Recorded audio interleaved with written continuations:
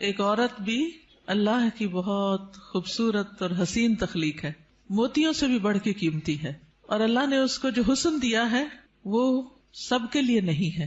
ہمارا حسن سب کے لیے نہیں ہے، ہر ایک کے لیے نہیں ہے. اللہ نے ہمیں جس کے لیے پیدا کیا ہے، جس کے لیے بنایا ہے، یہ اسی کا حق ہے. آپ دیکھیے کہ بچپن سے ہی ایک چھوٹی سی بچی کو بھی جو شوق ہوتا ہے وہ کس چیز کا ہوتا ہے؟ سجنے، بننے، سنورنے کا. چھوٹے چھوٹے بچے ماؤں کی لپسٹکس کا کیا حال کرتے ہیں، صرف اپنے اوپر نہیں لگاتے، دیواروں پہ بھی لگا دیتے ہیں. اور اسی طرح قرآن مجید میں بھی آتا ہے افمن ينشأ فی الحلیۃ، کیا وہ جو زیورات میں پالی جاتی. تو سجنا، بننا، اچھا کپڑا، اچھا لباس، اچھا زیور، یہ عورت کی کمزوری ہوتی. ہر عورت کو کسی نہ کسی درجے میں تھوڑا یا زیادہ پسند ہوتا ہے. اگر روزانہ اپنی زیب و زینت کا اہتمام نہ کرے تو خاص خاص مواقع پر ضرور کرتی. اور پھر اس میں بعض اوقات یہ ہوتا ہے کہ صرف زیب و زینت کرنے کا شوق نہیں ہوتا، اس کو نمایاں کرنے کا بھی بہت شوق ہوتا ہے. تو اس صورت میں پھر یہاں ایک امتحان شروع ہو جاتا ہے کہ ہمیں یہ زیب و زینت کس کس کے سامنے ظاہر کرنے کی اجازت ہے اور کس کے سامنے نہیں. تو یہ چھوٹی سی کتاب ہے، اس آیت سے متاثر ہو کر تحریر کر دی گئی. بہت سے لوگ کہتے رہتے ہیں کہ اپنی تفسیر لکھیں، لیکن اس کا تو وقت نہیں. سوچا چلے ایک آیت ہی صحیح، بلغوا انی ولو آیہ. قال اللہ تعالی، اللہ تعالی کا فرمان ہے، جب اللہ تعالیٰ کوئی بات فرماتے ہیں تو پھر کیا کرتے ہیں، کیسے سنتے ہیں؟ بہت دھیان سے، توجہ سے. وقل للمؤمنات، اور مومن عورتوں سے کہہ دیجئے کیا کریں؟ اپنی نگاہیں نیچی رکھیں، یعنی اپنی نگاہوں کی حفاظت کریں، اور اپنی شرم گاہوں کی حفاظت کریں، اور اپنی زینت ظاہر نہ کریں، اپنی خوبصورتی نمایاں نہ کریں سوائے اس کے جو خود ظاہر ہو جائے، اور اپنے سینوں پر اپنی اوڑھنیاں ڈالے رکھیں، اور اپنی زینت ظاہر نہ کریں سوائے اپنے شوہروں کے یا اپنے باپ کے یا اپنے شوہروں کے باپ کے یا اپنے بیٹوں کے یا اپنے شوہروں کے بیٹوں کے یا اپنے بھائیوں کے یا اپنے بھائیوں کے بیٹوں کے یا اپنی بہنوں کے بیٹوں کے یا اپنی عورتوں کے یا اپنے غلاموں کے یا وہ زیر دست مرد جو کسی اور قسم کی رغبت نہ رکھتے ہوں، یا وہ بچے جو عورتوں کی پوشیدہ باتوں سے ابھی واقف نہ ہوئے ہوں، اور اپنے پاؤں زمین پر مار کر نہ چلیں کہ ان کی پوشیدہ زینت لوگوں کو معلوم ہو جائے. اور اے مومنو، تم سب مل کر اللہ سے توبہ کرو تاکہ تم کامیاب ہو جاؤ. یعنی اس حکم کی کہیں نہ کہیں جو خلاف ورزی ہوتی ہے اس پر توبہ کرو تاکہ کامیاب ہو سکو. اس سے پتہ یہ چلتا ہے کہ اگر اس حکم کی خلاف ورزی کی گئی تو کہیں ایسا نہ ہو کہ کامیابی مخدوش ہو جائے. تو ارشاد ہے وَقُلْ لِلْمُؤْمِنَاتِ، اور مومن عورتوں سے کہہ دیجئے. پیج 3. مومنات کون ہوتی ہیں؟ جو ایمان لانے والیاں ہیں، اللہ اور اس کے رسول محمد صلی اللہ علیہ وسلم کا حکم دل سے مان لینے والیاں، ماننے کے بعد ان احکامات پر عمل کرنے والیاں، اللہ سے اپنی محبت کے دعوے کو سچ کر دکھانے والیاں. اللہ تعالیٰ کا ارشاد ہے بے شک مسلمان مرد اور مسلمان عورتیں اور مومن مرد اور مومن عورتیں اور فرما بردار مرد اور فرما بردار عورتیں اور سچے مرد اور سچی عورتیں اور صبر کرنے والے مرد اور صبر کرنے والی عورتیں اور عاجزی اختیار کرنے والے مرد اور عاجزی اختیار کرنے والی عورتیں اور صدقہ کرنے والے مرد اور صدقہ کرنے والی عورتیں اور روزہ دار مرد اور روزہ دار عورتیں اور اپنی شرمگاہوں کی حفاظت کرنے والے مرد اور حفاظت کرنے والی عورتیں اور اللہ کا بہت زیادہ ذکر کرنے والے مرد اور ذکر کرنے والی عورتیں، ان کے لیے اللہ نے مغفرت اور بہت بڑا اجر تیار کر رکھا ہے. اللہ کی بخشش اور بڑا اجر کس کے لیے ہے؟ ان صفات کے حامل مومن مردوں اور عورتوں کے لیے. تو ارشاد ہے وَقُلْ لِلْمُؤْمِنَاتِ، کیا ارشاد؟ پیج پر یغضضن من ابصارہن، کہ وہ اپنی نگاہیں نیچی رکھیں. کیا مطلب ہے اس کا؟ کہ حرام چیزوں پر نگاہ نہ ڈالیں، نامحرم مردوں کو نگاہ بھر کے نہ دیکھیں، اچانک نظر پڑ جائے تو نظر پھیر لیں، شہوت کی نظر سے نہ دیکھیں، کسی مرد یا کسی عورت کا سطر نہ دیکھیں، یعنی جو حصے چھپا کے رکھنے کے قابل ہیں، فحش تصاویر اور فحش مناظر نہ دیکھیں، ادھر ادھر تانک جھانک نہ کریں. نبی صلی اللہ علیہ وسلم نے فرمایا زنا العین النظر، نظر بازی آنکھوں کا زنا ہے. نبی کریم صلی اللہ علیہ وسلم نے فرمایا تم اپنی طرف سے مجھے 6 چیزوں کی ضمانت دو، میں تمہیں جنت کی ضمانت دوں گا. جب بات کرو تو سچ بولو، جب وعدہ کرو تو پورا کرو، جب تمہارے پاس امانت رکھی جائے تو ادا کرو، اپنی شرمگاہوں کی حفاظت کرو، اپنی نگاہوں کو نیچا رکھو اور اپنے ہاتھوں کو روکے رکھو. تو یہ حکم ہے نگاہیں نیچی رکھنے کا. پھر آیت کے اگلے حصے میں فرمایا وَيَحْفَظْنَ فُرُوجَهُنَّ، اور وہ اپنی شرمگاہوں کی حفاظت کریں، یعنی جسم کے قابل سطر حصے چھپا کر رکھیں. باریک اور تنگ لباس خصوصاً چست پاجامے سطر ڈھانپنے کے تقاضے پورے نہیں کرتے. زنا، بدکاری اور فحاشی سے بچیں. بلا ضرورت اپنے جسم کا کوئی حصہ نہ کھولیں. ہم جنس پرستی سے دور رہیں. جانوروں یا مصنوعی آلات سے جنسی خواہش پوری نہ کریں. پھر فرمایا وَلَا يُبْدِينَ زِينَتَهُنَّ، اور اپنی زینت ظاہر نہ کریں، یعنی جسمانی ساخت اور شکل و صورت کی خوبصورتی کو نمایاں نہ کریں. زینت میں دونوں چیزیں آ جاتی ہیں، جسم کا فگر بھی اور شکل و صورت کی خوبصورتی بھی. پھر مصنوعی اور آرائشی زینت جیسے زیور، لباس یا میک اپ وغیرہ چھپا کر رکھیں نان محرم سے. باریک لباس نہ پہنے. گھر سے نکلتے وقت تیز خوشبو نہ لگائیں کیونکہ وہ بھی زینت کا حصہ ہے. رسول اللہ صلی اللہ علیہ وسلم نے فرمایا 2 قسم کے لوگ جہنمی ہیں جنہیں میں نے نہیں دیکھا. وہ لوگ جن کے پاس بیلوں کی دموں کی طرح کے کوڑے ہوں گے جن سے وہ لوگوں کو مارتے ہوں گے. وہ عورتیں جو لباس پہن کر بھی بے لباس ہوں گی، مائل کرنے والیاں، مائل ہونے والیاں، گویا ان کے سر بختی اونٹ کے کوہان کی مانند ہوں گے، یعنی سر خاص طور پر اوپر، سروں کے اوپر مزید بالوں اور کا جوڑا بنا کے یا اونچے کر کے اس کو اٹھایا ہوا ہو. وہ جنت میں داخل نہ ہوگی اور نہ اس کی خوشبو پائیں گی، حالانکہ اس کی خوشبو اتنی اور اتنی دور سے آتی ہوگی. یہ صحیح مسلم کی روایت ہے. پھر فرمایا الا ما ظہر منہا، سوائے اس کے جو اس میں سے ظاہر ہو جائے. وہ زینت جو خود بخود ظاہر ہو جائے، نہ کہ ظاہر کی جائے. مثلاً چادر کا ہوا میں اڑ جانا اور زینت کا کھل جانا. وہ زینت جس کو چھپانا ممکن نہ ہو، جیسے چادر، گاؤن یا اسکارف وغیرہ. جسمانی ساخت میں سے دراز قد یا متناسب جسم ہونا، اس میں بھی ایک اٹریکشن ہوتی ہے، اب یہ چھپائی نہیں جا سکتی. سیدنا ابن مسعود اس کی تفسیر میں فرماتے ہیں کالرداء والثیاب، جیسے چادر اور کپڑے. چادر جو اوپر کی چادر یا گاؤن وغیرہ ہوتا ہے، یا جو کپڑے نیچے سے نظر آ جاتے ہیں. یاد رہے زینت ظاہر ہونے اور زینت ظاہر کرنے میں فرق ہے. ایک وہ ہے جو آپ خود کھول دیتے ہیں اور ایک وہ ہے جو اتفاق سے ہو جاتی ہے. پھر فرمایا وَلْيَضْرِبْنَ بِخُمُرِهِنَّ عَلَى جُيُوبِهِنَّ، اور وہ اپنی اوڑھنیاں اپنے سینوں پہ ڈالے رکھیں. خمار یعنی سر کے کپڑے یا دوپٹے سے خواتین سر، بال، کان، گردن اور سینہ ڈھانپ کر رکھیں، کیونکہ کچھ خواتین جب اسکارف پہنتی ہیں تو اس کو اتنا زیادہ اسٹرولر کی طرح لپیٹنا شروع کر دیتی ہیں کہ وہ بعض اوقات تو گلے کا کچھ حصہ بھی نظر آ رہا ہوتا ہے اور سینہ تو پورا کھل جاتا ہے. بعض ایک پلو اوپر کر کے نقاب بنا لیتی ہیں، ان کا آدھا سینہ نظر آ رہا ہوتا ہے، یعنی آدھا ڈھانکا ہوا ہوتا ہے، آدھا نمایاں ہوتا ہے، وہ اور زیادہ اٹریکٹیو ہو جاتا ہے، زیادہ توجہ کھینچنے لگتا ہے. تو اس لیے اللہ کا حکم ہے کہ عورت اپنے سینے کے حسن کو چھپا کر رکھے مردوں سے، کیونکہ یہ مرد کے لیے ایک فتنہ بن جاتا ہے. باریک دوپٹہ جس میں سے بال اور گردن جھلک رہے ہو وہ نہ اوڑھیں. زمانہ جاہلیت میں عورتیں پردے کا اہتمام نہیں کرتی تھیں، بلکہ جب کوئی عورت مردوں کے پاس سے گزرتی تو اپنے سینے کو کھول کے گزرتی. بسا اوقات وہ اپنی گردن، بالوں کی مینڈیاں اور کانوں کی بالیاں تک ننگا کر لیتی تھی. کیا کیا؟ گردن، بالوں کی مینڈیاں اور کانوں کی بالیاں، ان کو نکال لیتی تھی. اب بھی آپ نے دیکھا ہوگا بعض اسکارف اس طرح پہنتے ہیں کہ کانوں کا زیور باہر لٹک رہا ہوتا ہے. لہٰذا اللہ تعالیٰ نے مومن عورتوں کو حکم دیا کہ وہ ایسے مواقع پر پردے کا اہتمام کریں.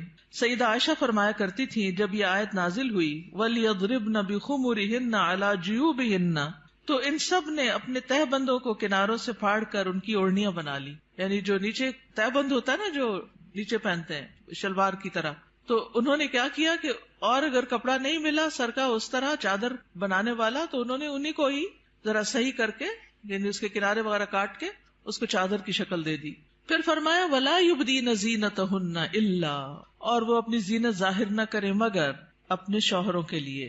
آگے آ رہا ہے پسندیدہ اور مطلوب ہے کہ شوہر کے سامنے ہر طرح کی زینت کا اظہار کریں، سارا شوق یہاں پورا کریں. ٹھیک ہے، عورت اپنے شوہر کے سامنے حد درجہ اظہار زینت کر سکتی، جتنی کرنا چاہے کریں، جو کہ کسی دوسرے کے سامنے نہیں کر سکتی. یا اپنے باپوں کے لیے، باپوں میں کون کون آتا ہے؟ باپ، دادا، پردادا، نانا، پرنانا، اوپر تک آبا و اجداد جو بھی ہوں. رسول اللہ صلی اللہ علیہ وسلم نے ایک نیک عورت کے بارے میں فرمایا بہترین عورت وہ ہے کہ جب تم اسے دیکھو تو تمہیں خوش کر دے. تو شوہر کس طرح خوش ہوگا؟ جب آپ اچھے کپڑے پہنیں گے، اچھا لباس کے ساتھ اچھا زیب و زینت، زیور، میک اپ وغیرہ میں ہوں گے. لیکن بہت سی خواتین گھر میں تو کھانا پکاتے پکاتے کپڑوں میں اس قدر کھانے کی اسمیل آ جاتی ہے اور کچن میں پسینے سے برا حال ہو جاتا ہے، اور پھر جب شوہر گھر آتا ہے تو اسی حال میں استقبال کرتی، اور پھر جب شوہر کو کھانا وغیرہ دے کے فارغ ہو کے جب اپنی سہیلی یا کہ بازار جانا ہوتا ہے تو نہا دھو کے میک اپ وغیرہ کر کے نکل جاتی ہے، کیونکہ اب شوہر آ گیا گھر میں، وہ بچے سنبھالے گا، ہم ذرا آؤٹنگ پہ جائیں. تو یہ بالکل الٹ ہے اس حکم کے جو ہمیں دیا گیا. فرمایا بہترین عورت وہ ہے کہ جب تم اسے دیکھو تو تمہیں خوش کر دے، جب تم اسے کوئی حکم دو تو تمہاری اطاعت کرے، اور تمہاری غیر موجودگی میں اپنے نفس اور تمہارے مال کی حفاظت کرے. یا اپنے شوہروں کے باپ کے لیے، شوہر کا باپ جیسے سسر، شوہر کا نانا، شوہر کا دادا، شوہر کا پرنانا، شوہر کا پردادا، اوپر تک آباء و اجداد.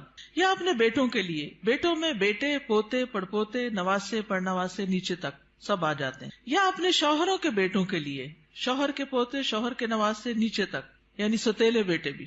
اس میں شوہر کے بیٹے اور ان کے آگے بچوں کے بچے بھی سب آ جاتے ہیں. یا اپنے بھائیوں کے لیے، سگے بھائی، ستیلے بھائی، رضائی بھائی، تینوں اس میں شامل ہیں. یا اپنے بھائیوں کے بیٹوں کے لیے، سگے بھائیوں کی اولاد، ستیلے بھائیوں کی اولاد، رضائی بھائیوں کی اولاد، یعنی بھتیجے، بھتیجوں کے بیٹے، پوتے وغیرہ. یا اپنی بہنوں کے بیٹوں کے لیے، سگی بہنوں کی اولاد، ستیلی بہنوں کی اولاد، رضائی بہنوں کی اولاد، یعنی بھانجے، بھانجوں کے بیٹے، پوتے وغیرہ. یا اپنی عورتوں کے لیے، قابل اعتماد اور باکردار عورتیں. نبی کریم صلی اللہ علیہ وسلم نے فرمایا لا تباشر المرأة المرأة، پہلی تاپت پیش ہے، ٹھیک کر لیجئے. لا تباشر المرأة المرأة فتنعتها لزوجها كأنه ينظر إليها، کوئی عورت کسی عورت کے جسم کے ساتھ جسم نہ لگائے. بعض اوقات لوگ حق کر رہی ہوتی ہیں لڑکیاں ایک دوسرے کو، تو اتنا زیادہ چپک جاتی ہیں ایک دوسرے سے، یہ بھی درست نہیں. اور پھر اس طرح بھی کہ وہ اپنے شوہر سے اس کا حلیہ بیان کرے، یعنی جس طرح وہ فیل کرے اس عورت کو، پھر گھر جا کے اپنے میاں کو اس کی ساری تعریف کر کے بتائے کہ گویا وہ اسے دیکھ رہا ہے. یا تمہارے دائیں ہاتھ جن کے مالک ہوئے، لونڈیاں اور غلام مراد ہیں یہاں، لیکن جو گھریلو ملازمین ہیں یہ لونڈی غلام میں شامل نہیں ہوتے، ان سے احتیاط برتنی چاہیے. گھریلو مرد ملازمین کے ساتھ گفتگو میں محتاط رویہ اختیار کرے، جیسے ڈرائیور ہو، چوکیدار ہو، ان کے ساتھ بہت ہنس ہنس کے بات کرنے کی ضرورت نہیں. مذکورہ والا تمام رشتوں کے سامنے زینت کا اظہار کرتے ہوئے ان کے مقام اور احترام کو پیش رکھیں. جوان بچوں کے سامنے سینہ اور گریبان کھولنے میں احتیاط برتیں، یعنی ان میں سے جو بھائی جوان ہیں یا بیٹے جوان ہیں یا پوتے وغیرہ، تو ان کے سامنے اپنے سینے کو بہت نمایاں نہ کریں، اور اسی طرح اپنے سطر کو چھپا کر رکھیں. سیدنا انس بیان کرتے ہیں کہ نبی کریم صلی اللہ علیہ وسلم فاطمہ رضی اللہ تعالی عنہا کے لیے ایک غلام لائے جو آپ نے ان کو ہبہ کر دیا. انس رضی اللہ عنہ نے کہا کہ فاطمہ پر اس وقت ایسا کپڑا تھا جب وہ اسے اپنے سر پر اوڑھتی تو ان کے پاؤں تک نہ پہنچتا، جب وہ اسے اپنے پاؤں چھپاتی تو سر پر نہ رہتا. یاد رکھیے وہ پاؤں بھی چھپا رہی تھی. جبکہ نبی کریم صلی اللہ علیہ وسلم نے ان کی یہ الجھن دیکھی تو فرمایا بے شک تمہارے لیے کوئی حرج نہیں، تمہارے سامنے صرف تمہارے والد اور تمہارا غلام ہے. اس غلام کا نام عبداللہ بن مسعدہ تھا.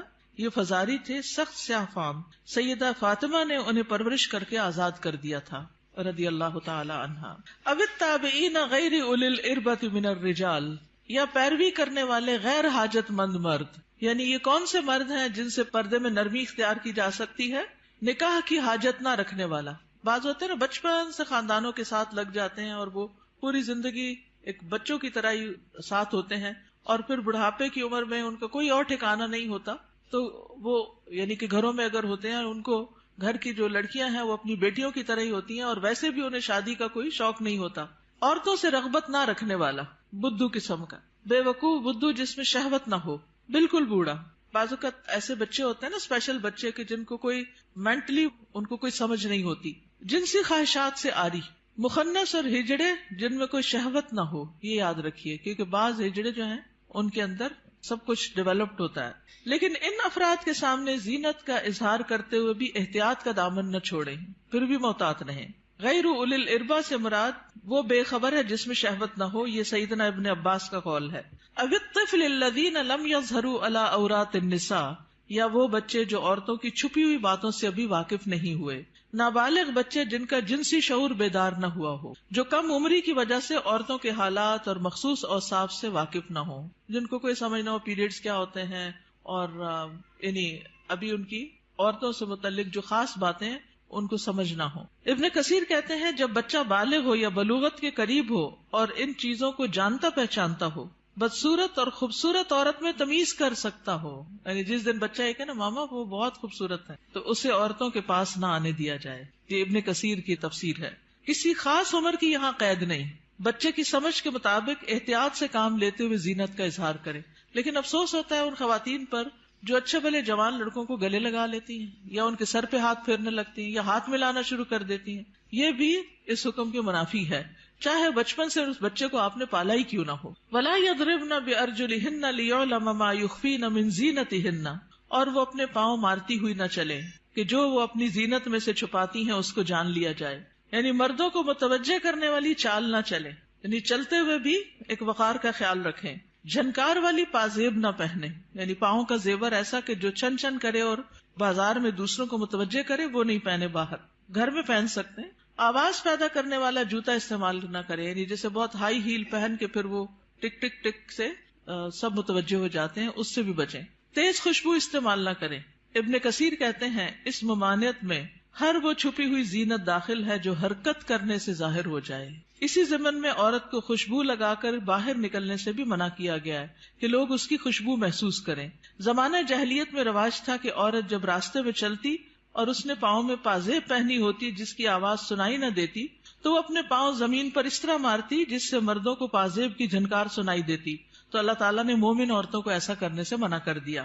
نبی کریم صلی اللہ علیہ وسلم نے فرمایا ہر آنکھ زنا کرتی ہے، اور عورت جب خوشبو لگا کر کسی مجلس سے گزرتی ہے تو وہ ایسی اور ایسی ہے، یعنی زانیہ ہے.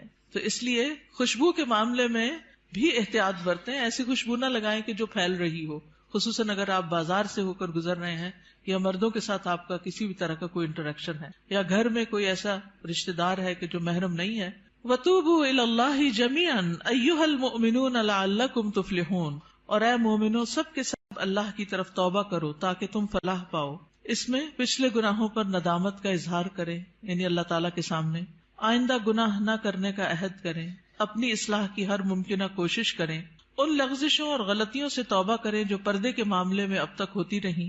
آئندہ زندگی کے لیے اپنے طرز عمل کی اصلاح ان ہدایات کے مطابق کر لیں جو اللہ اور اس کے رسول صلی اللہ علیہ وسلم نے دی ہیں.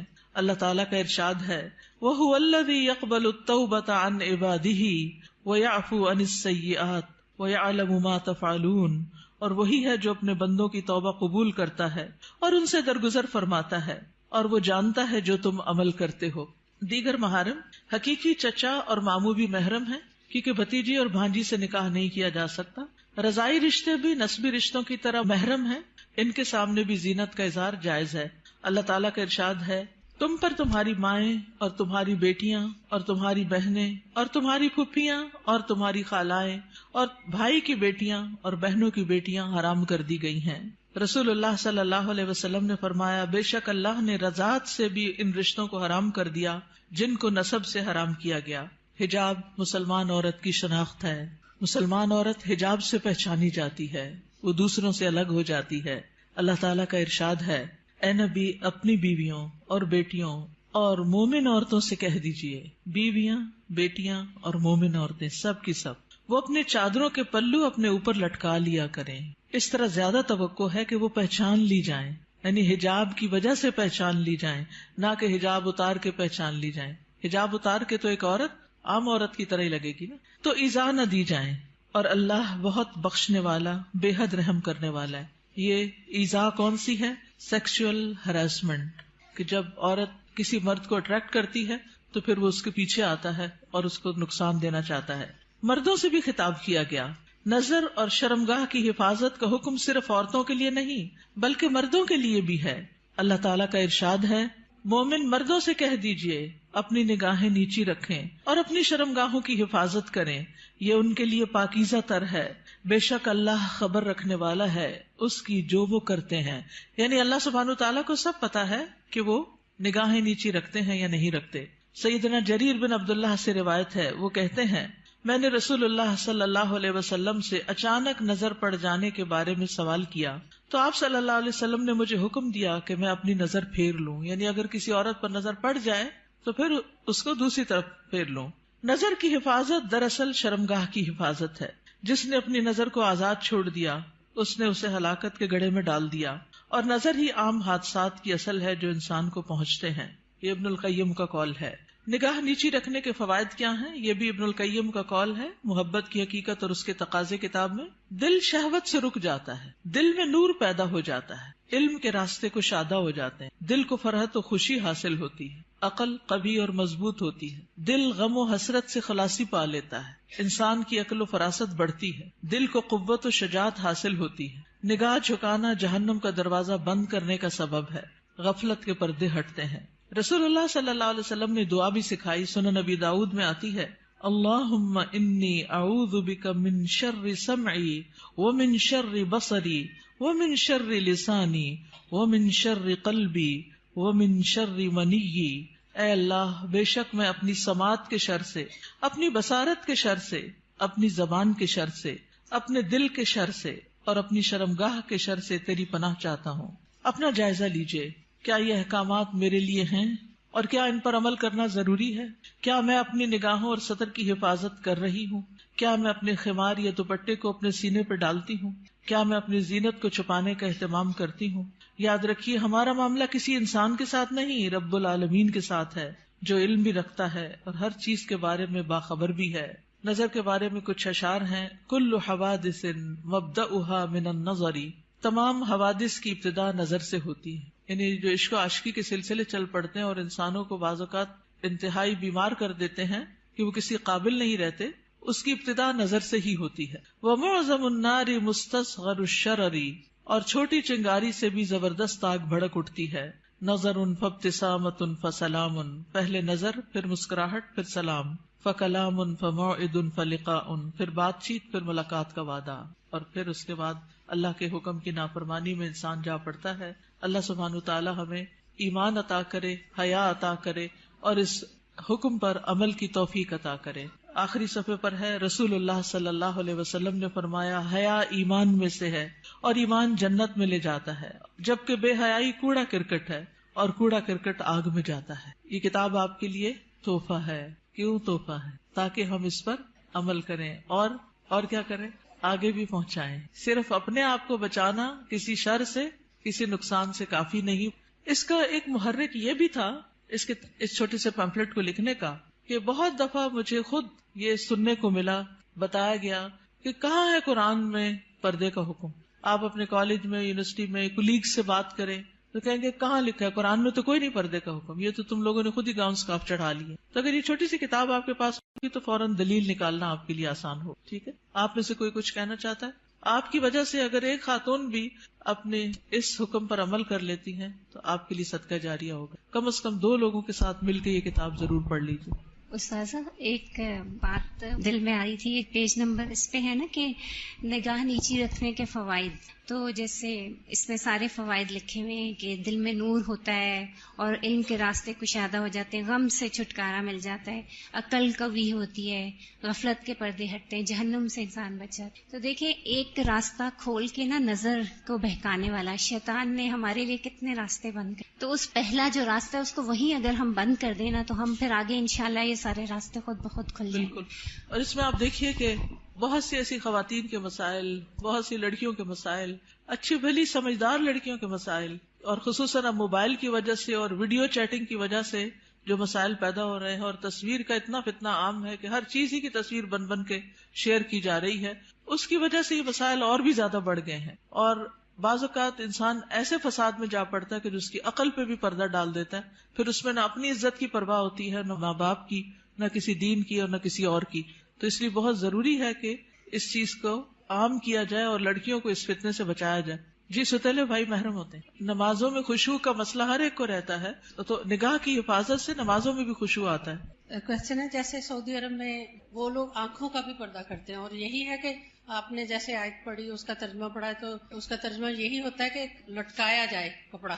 تو وہ لوگ اس طرح کہتے ہیں کہ آنکھ کا پردہ، وہ پٹا اس طرح کرتے کہ آنکھوں تک آتا ہے. تو اس میں آپ کیا کہیں گے؟ اور دوسرا یہ کہ ان کا جو گاؤن ہے وہ پاؤں کے نیچے تک ہوتا ہے، کیا یہ حالات؟ جی گاؤن نیچے تک ہونا چاہیے، ٹخنے ننگے نہیں ہونے چاہیے. اور ابھی یہ زمین کو جو ٹچ کر رہا ہوتا ہے. جی تو آنکھ کے پردے میں آپ کیا کہتے ہیں اس میں؟ جس طرح وہ لوگ کرتے ہیں جی، جتنا انسان اپنے آپ کو ڈھانک سکے اتنا ہی بہتر ہے. مطلب وہ لوگ پلہ جو ہے اوپر کر کے کرتے ہیں، لیکن ہمارے یہاں ایسا کوئی دیکھیے ہمارے یہاں بھی جب میں چھوٹی ہوتی تھی تو اس وقت جو نقاب ہوتا تھا وہ پورے جارجٹ کے کپڑوں کا وہ نیچے ڈالتے تھے. میں خود یونیورسٹی میں، پنجاب یونیورسٹی میں جب میں پڑھتی تھی تو میرے اپنے نقاب اسی طرح کا لگا ہوا تھا، اور جو ینگ ٹیچرز ہوتے تھے ان کی کلاسوں میں میں پورا ڈال کے بیٹھتی تھی، سامنے نہیں دیکھتی تھی. یہ پیج نمبر 4 پہ نا لاسٹ میں ہے، یا غضضن من ابصارہن، بالکل لاسٹ میں، اور اپنے ہاتھوں کو روکے رکھو. یہ مجھے تھوڑا سا یعنی یہ حدیث ہے نا جس میں بہت سی چیزوں کے روکنے کی بات ہے. مسلمان وہ ہوتا ہے نا جس کے ہاتھ اور زبان سے دوسرے محفوظ رہیں. ہاتھوں کو روکے رکھو شر سے، کسی کو تکلیف دینے سے.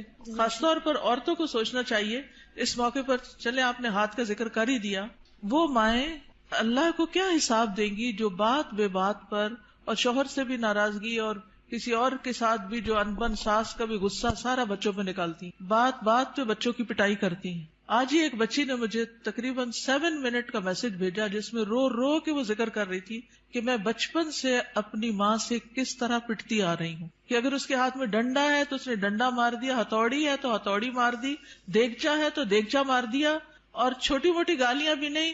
اگر ہم کسی وجہ سے اوپر چڑھ گئے تو کہا طوائف ہو تم بھی کوٹھے پہ بیٹھو گی. اور اس قدر غلیظ لینگویج کہ میں پریشان ہوگی سن کے کہ ہمارے مسلمان معاشرے میں ایسی مائیں بھی ہیں. تو یہ ہے ہاتھوں کو روکنے کا مطلب کہ جس پر ہاتھ چلانے کا بس چلتا ہو اس سے اپنے آپ کو روک کے رکھیں. چھوٹی چھوٹی باتوں میں بال کھینچ دینا، کان مروڑ دینا، ہاتھ مروڑ دینا، دھکا دے دینا، اٹھا کے پٹخا کے بچے کو پھینکنا، اس سب کا حساب دینا ہوگا. یہ ظلم کی بدترین قسم ہے اور اس سے پرہیز کرنا چاہیے.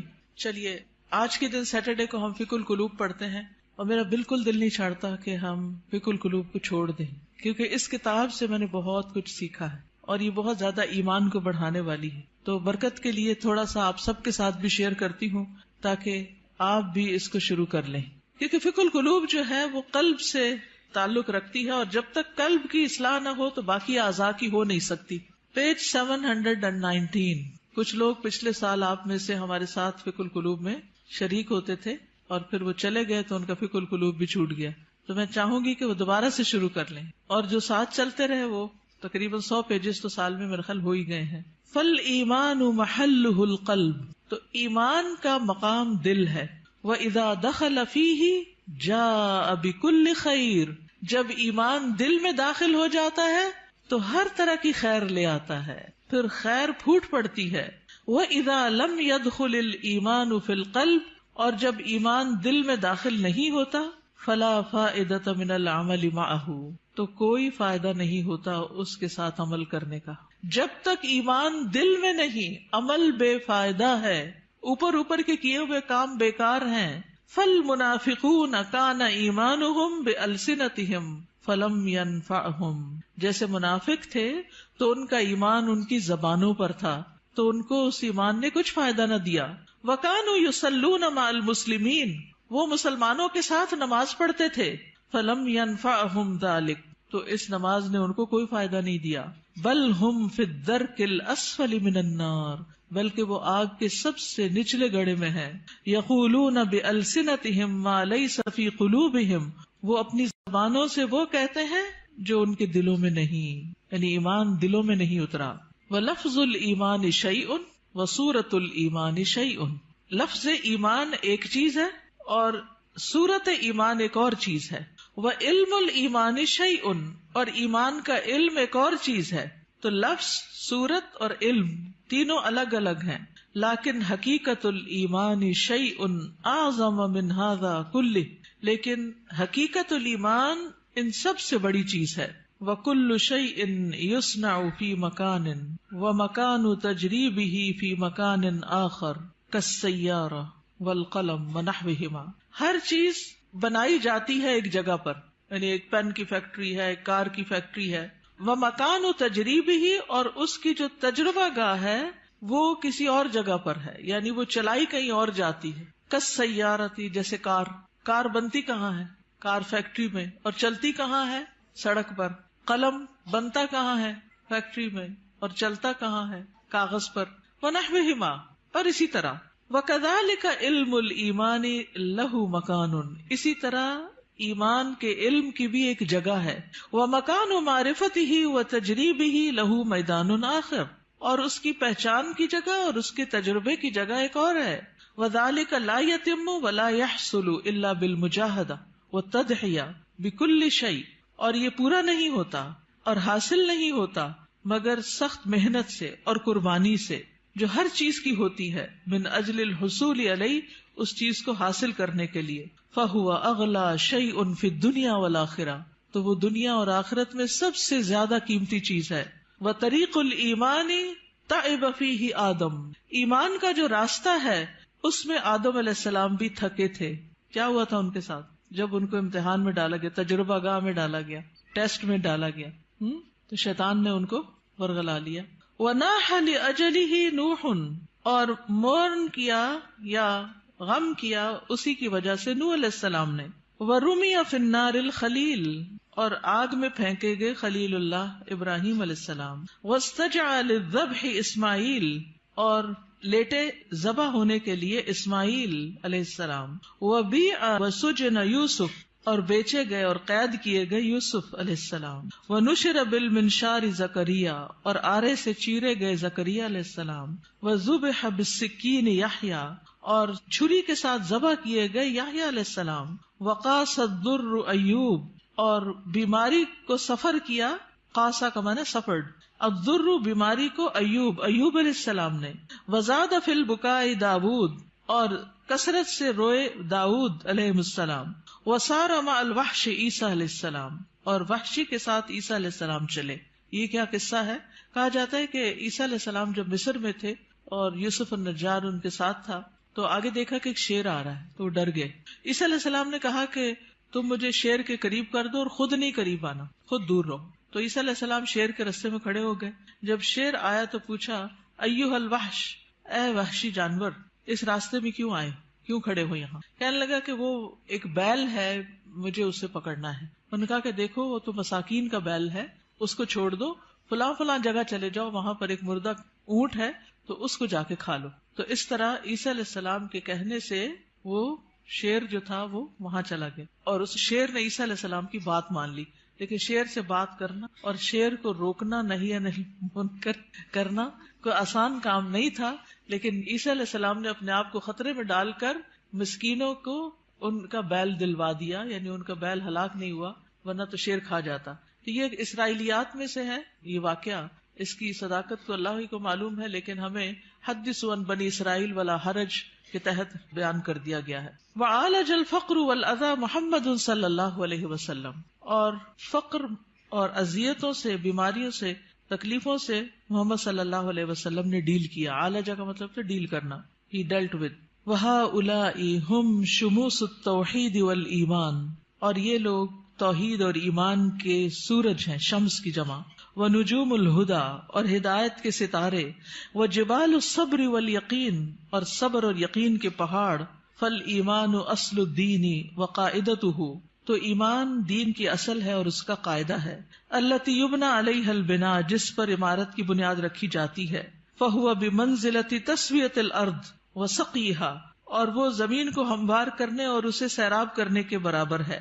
اما الامور الباقیۃ فی الدین، اور جہاں تک دین کے باقی امور کا تعلق ہے، فہی بمنزلۃ الاشجار والحبوب، تو ان کا مقام درختوں اور دانوں کی طرح ہے. التی یمکن زرعها وغرسها فی هذه الارض، جن کو اس زمین میں اگایا اور بویا جا سکتا ہے.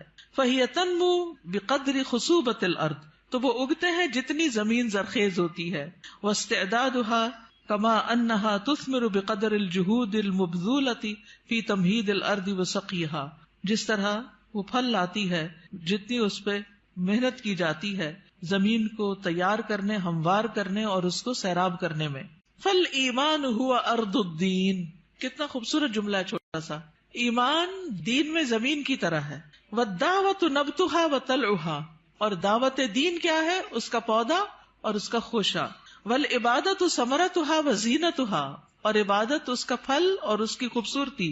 والعلم یرویہا ویسقیہا، علم اس پودے کو سیراب کرتا ہے اور اسے ہرا بھرا کرتا ہے. والجنت ورضا الرب غایتھا، اور جنت اور رب کی رضا یہ اصل گول ہے، اصل غایت ہے، اصل مقصد ہے. ولا يمكن ان نحصل على حقیقت الایمان الا اذا تیقنا ان جميع المخلوقات في السماوات والارض قویھا وضعیفھا کالحیۃ المیتۃ.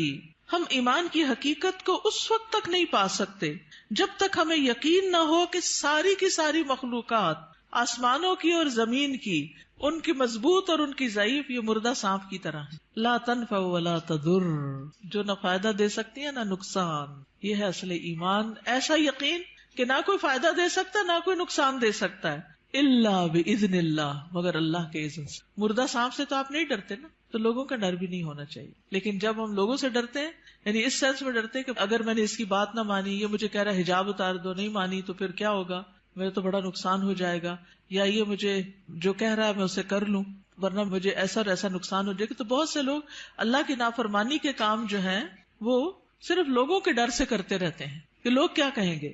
تو یاد رکھیے ساری مخلوقات مردہ سانپ کی طرح. یہ جملہ یاد رہے گا. جب یہ یاد رہے گا نا تو پھر اللہ کا حکم ماننا مشکل نہیں رہے گا. ولا تعطی ولا تمنع الا بامر اللہ، نہ یہ دیتی ہیں نہ روکتی ہیں مگر اللہ کے حکم سے. وان کل شیء بید اللہ، اور یہ کہ ہر چیز اللہ کے ہاتھ میں ہے. وان ما سوى اللہ لیس بیدہ شیء، اور اللہ کے علاوہ جو بھی ہے اس کے ہاتھ میں کچھ نہیں. کما قال سبحانہ، جیسا کہ اللہ تعالیٰ کا فرمان ہے، الا لہ الخلق والامر تبارک اللہ رب العالمین. خبردار، اللہ ہی کی ہے مخلوق اور حکم بھی اللہ ہی کا ہے، بہت بابرکت ہے اللہ جو رب ہے سارے جہانوں کا. میں یہ ضرور چاہوں گی کہ آپ اس کتاب کو پڑھیں. اگر آپ کہنے کہ اس کانوکیشن کی کوئی نصیحت ہمیں کر دیں تو میں یہی کہوں گی کہ فقہ القلوب کو شروع سے پڑھنا شروع کر دیں، تو ساری نصیحتیں آپ کو مل جائیں گی. اور یہ دراصل ایمان کو مضبوط کرنے والی کتاب ہے. کیا ہے؟ اور اگر ایمان مضبوط ہو جائے تو کیا ہوتا ہے؟ عمل آسان ہو جاتا ہے، انسان مضبوط ہو جاتا ہے. اور اس میں آپ دیکھیے یہاں پر اگلی جو بات ہے بڑی دلچسپ ہے. وہ کہتے ہیں کہ ایمان کی جو قوت ہے نا وہ دل میں ظاہر ہوتی ہے جیسے ایک بندوق کی گولی ہوتی. تو جب وہ اپنی اصل جگہ پر آ جاتی ہے تو پھر اس سے بہت کچھ ہوتا ہے. اور اگر وہ اپنی اصل جگہ پر نہیں تو کچھ بھی نہیں ہوتا، وہ کہیں بھی پڑی رہتی ہے، ایک شیشے کی گولی ہے بس. تو ایمان جب تک دل میں نہیں آتا، زبان پہ رہتا ہے تو فائدہ نہیں دیتا. تو ایمان کو لانا ہے دل میں، اور دل میں آئے گا علم کے ساتھ، اور علم کے لیے ضروری ہے فقہ القلوب. ٹھیک ہے، جزاکم اللہ خیرن. آخری اعلانات سن لیجئے. وائس کے لیے سمر کورس ہو رہا ہے، فلائر موجود ہے باہر ریسپشن پہ. 7 مئی سے 18 رمضان تک ہے. تعلیم القرآن فار بوائز کا بھی اشتہار آ گیا ہے، نیکسٹ ایئر کا ایڈمیشن شروع ہے. تدبر قرآن کا نیکسٹ کورس جس میں 30ویں پارے کی ترتیل، تجوید، حفظ، ترجمہ، تفسیر، تدبر، گرامر یہ سب شامل ہے. تو آپ کے لیے ابھی موقع ہے کہ آپ ایڈمیشن لے سکیں. اسی طرح یہاں پر تعلیم القرآن ڈپلوما کورس نیکسٹ سیشن مئی کا 1 مئی سے شروع ہو رہا ہے. جو ابھی تک داخلہ نہیں لے پائے، سوچ ہی رہے ہیں، وہ آگے بڑھیں. اسلامی تربیتی کورس، جی ہاں، رمضان کے ساتھ دورہ قرآن کے ساتھ انشاءاللہ 14 مئی سے شروع ہو رہا ہے، 14 مئی سے 26 رمضان تک. اور اس میں دورہ قرآن بھی یہاں ہوگا اور اس کے ساتھ ساتھ اسلامی تربیتی کورس جو ہر سال ہوتا ہے وہ بھی ہوگا. اور پی سی میں بھی انشاءاللہ دورہ قرآن ہوگا، جس کے پیچھے پوری لسٹ ہے کہ کہاں کہاں پنڈی اور اسلام آباد میں دورہ قرآن ہو رہا ہے. تو یہ اشتہار اگر آپ کے پاس ہو تو آپ لوگوں کو دے کر دعوت دے سکتے ہیں کہ وہ ضرور شرکت کریں. سمر کورسز ہیں. ہمارے بچے کا پروگرام جہاں پر ہوتا ہے اس میں الفاظ اکیڈمی میں بھی دورہ قرآن ہو رہا ہے. اور سمر کورس 2018، جیسا کہ آپ کو معلوم ہے کہ 19 فروری کو امی جان دنیا سے رخصت ہو گئی. انا للہ و انا الیہ راجعون. اللہ تعالیٰ ان کی بخشش فرمائے. آپ میں سے بہت سی بچیاں جو آج یہاں موجود ہیں وہ ان کو کسی نہ کسی طرح جانتی ہیں. وہ تقریباً ہر تعلیم القرآن میں ایڈمیشن لے لیتی تھیں، پھر ایک دفعہ تعلیم التجوید میں بھی لے لیا انہوں نے، پھر تدبر قرآن کو بھی اٹینڈ کرنا ایز اے لسنر شروع کر دیا. تو بہرحال وہ فوت ہوئی تو ان کی وفات کے موقع پر کچھ لوگوں نے اپنے تاثرات کا اظہار کیا اور پھر یہ خواہش ظاہر کی کہ نانی اماں کے اوپر ایک کتاب لکھی جائے. تو الحمدللہ کوثر فیض کو اللہ جزائے خیر دے، اس نے مختصر سے عرصے میں یہ کتاب لکھ لی اور الحمدللہ کتاب چھپ کر آ گئی ہے. تو جو گریجویٹس ہیں ان کے لیے یہ گفٹ ہے کتاب، جب آپ باہر نکلیں گے گریجویٹس. باقی جو اسٹوڈینٹس وغیرہ ہیں وہ اگر خود لے لیں تو بہت اچھا ہے. بہت انسپریشنل کتاب ہے. ان کی زندگی میں جو اعمال اور ان کے عادات اور انہوں نے جیسے ہم لوگوں کو پالا اس کی بہت سی کہانیاں ہیں. تو جن لوگوں کو کہانیاں پڑھنے وغیرہ کا شوق ہوتا ہے ان کے لیے ایک اچھی کتاب ہے. تو آپ اپنے لیے بھی اور دوسروں کے لیے بھی کتاب, اپنے لیے تو گفٹ ایک ہی لیں گے لیکن دوسروں کے لیے لینی ہو تو اسٹال پر اویلیبل ہے. جزاکم اللہ خیرا. سبحانک اللہم و بحمدک اشہد ان لا الہ الا انت استغفرک و اتوب الیک.